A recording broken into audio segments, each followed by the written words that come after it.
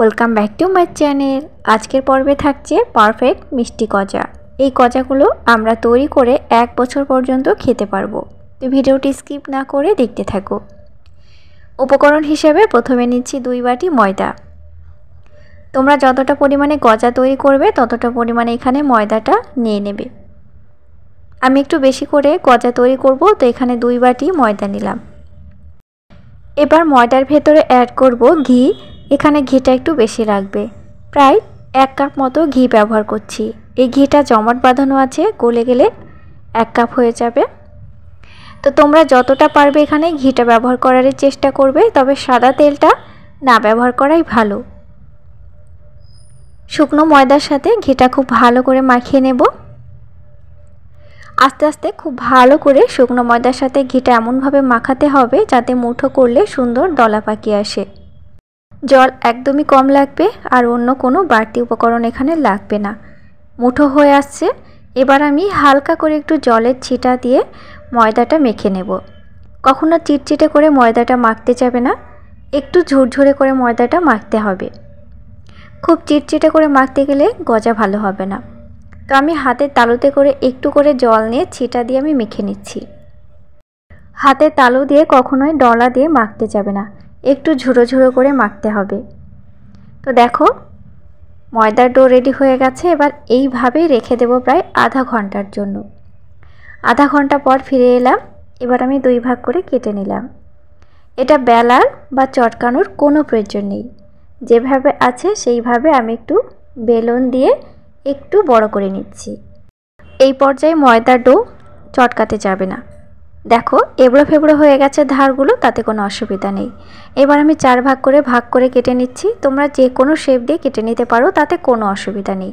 আমি শুধু এখানে লেয়ারটা আনার জন্য কেটে নিচ্ছি। তো এখানে 2 ভাগ করা হয়ে গেছে। এবার মাঝ বরাবর কেটে আমি 4 ভাগ করে নিচ্ছি।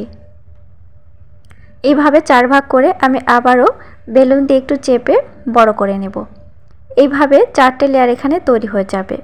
আর এই ময়দার ডো যত এবড়ো ফেবড়ো থাকবে ততই ভালো, ভেতর থেকে একেবারে খাস্তে হবে আর রসও ঢুকবে। তো ফ্রেন্ডস দেখো আমি কিন্তু একটু চেপে নিয়েছি, বেশ মোটা সাইজ করে রাখতে হবে, খুব বেশি পাতলা করা যাবে না। এবার আমি চৌকো সাইজ করে কেটে নিচ্ছি। সাইজে তোমরা একটু লম্বা করে নিতে পারো, তাতে কোনো অসুবিধা নেই। গজা ঠিক যেমনটা হয়ে থাকে সেই রকম শেপ দিয়ে বানিয়ে নেবে। লম্বা করলে একটু দেখতে ভালো লাগবে। আমি একটু চৌকো করে কেটে নিচ্ছি। এবড়ো খেবড়ো অংশগুলো একটু কেটে বাদ দিয়ে দেবো, এতে দেখতে বেশি ভালো লাগবে ভাজার পরে। তো এখানে সবকটা গজা তৈরি হয়ে গেছে। এবার তেলে ফ্রাই করতে হবে। এখানে একটি টিপস ফলো করতে হবে, তেলটা খুব ভালো গরম করা যাবে না। তেল থেকে হালকাভাবে একটু বুদবুদ উঠবে, তখনই আমরা গজাগুলো ছেড়ে দেব। আর এই গজাগুলো কখনোই হাতা খুন্তি দিয়ে নাড়তে যাবে না, তাহলে ভেঙে যাবে। মাঝে মাঝে হালকা করে একটু দুলিয়ে দেব, এইটুকুই। চামচ বা হাতা খুন্তি এখানে কখনোই দিতে যাবে না। হালকা করে একটা একটা করে তোমরা উল্টাতেই পারো, তবে সাবধানে। দেখো এবার কিন্তু হাতা খুন্তি ব্যবহার করা যাবে। একটু লালচে ব্রাউন কালার ধরেছে, ওপর থেকেও শক্ত হয়ে এসেছে, কেমন ফাটা ফাটা হয়েছে দেখো।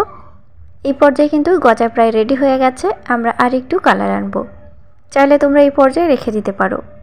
আর গ্যাসের ফ্লেমটা কিন্তু একদম মাঝারি লো আঁচে রাখতে হবে, হাই ফ্লেমে ভাজতে যাবে না, তাহলে ভেতর থেকে খাসতে হবে না। তো গজাগুলো আমি উঠিয়ে নিচ্ছি। চলো আরেক দিকে সুগার সিরাপ করতে হবে। তো সুগার সিরাপের জন্য এখানে আমি প্রায় 2 কাপ মতো চিনি নিয়েছি, আর সাথে আধা কাপ জল দিলাম। খুব বেশি জল এখানে দিতে যাবে না, সুগার সিরাপ একটু চিটচিটে হবে। একটু ফুড কালার দিচ্ছি, তবে ফুড কালার পুরোটাই অপশনাল থাকলো। আমি একটু রেড ফুড কালার ব্যবহার করছি, গজাগুলো দেখতে একটু বেশি ভালো লাগবে, সেই জন্য আমি একদম দোকানের মতোই তৈরি করছি।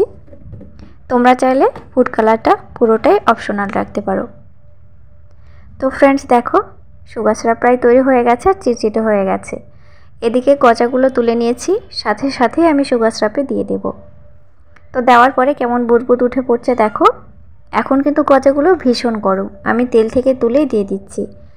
গজাগুলো দেওয়ার পর অবশ্যই হালকা করে একটু নাড়াচাড়া করে উল্টে পাল্টে দিতে হবে, যাতে সিরাপটা খুব ভালোভাবে গজার ভেতরে প্রবেশ করে। প্রায় 1 ঘন্টা পর তোমাদেরকে দেখাচ্ছি, দেখো কতটা রসালো হয়েছে। আর গজাগুলো এমনিতেই ভীষণ খাস্তা হয়েছে। আশা করি আজকের রেসিপিটি তোমাদের ভালো লেগেছে। ভালো লেগে থাকলে চ্যানেলটি সাবস্ক্রাইব করে দিয়ে ছোট্ট করে একটি লাইক করে দেওয়ার অনুরোধ রইল। দেখা হচ্ছে নেক্সট এপিসোডে। Thank you.